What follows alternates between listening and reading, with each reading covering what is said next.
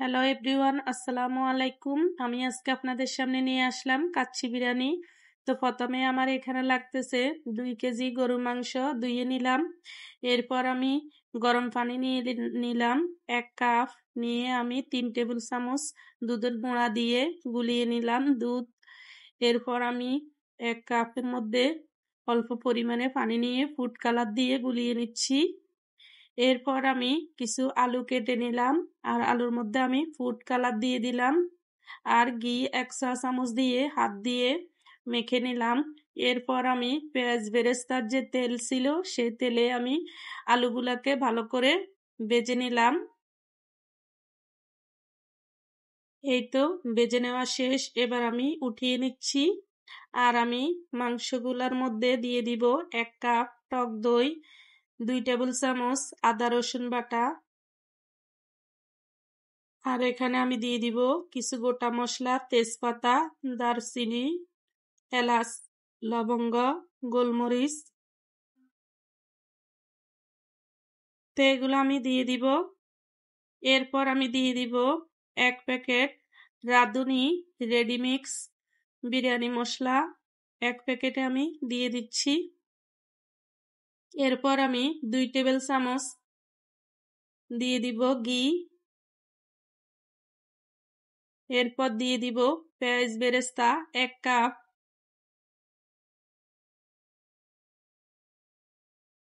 দিয়ে দিব স্বাদ মতো লবণ, দিয়ে হাত দিয়ে সুন্দর করে ম্যারিনেট করে নিব।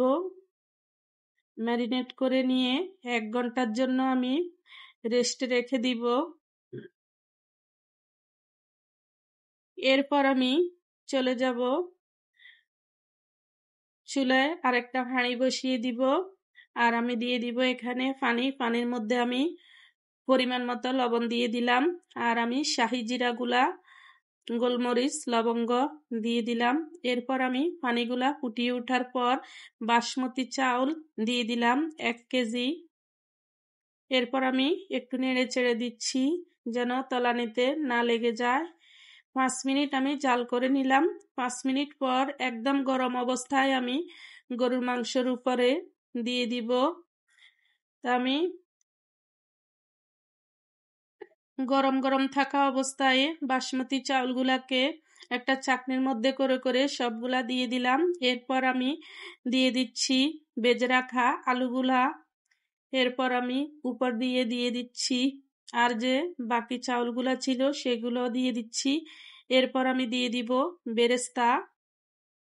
উপর দিয়ে আমি কিছু বড় বড় কিশমিশ দিয়ে দিচ্ছি, আর দিয়ে দিব পেস্তা বাদাম। এরপর দিয়ে দিব 1 কাপ দুধ,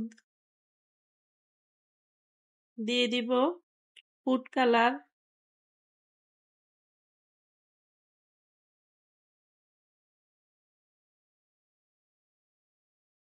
এরপর দিয়ে দিব ঘি 2 টেবিল চামচ। ঘি দিয়ে দেওয়ার পর দিয়ে দিব উপর দিয়ে মাওয়া। এরপর আমি দিয়ে দিব ঢাকনা। ঢাকনা যেন চারপাশ দিয়ে বাতাস বের না হয়ে যায়, সেজন্যে আমি আটা দিয়ে দিব। চারপাশ দিয়ে সুন্দর করে আটা লাগিয়ে নিব।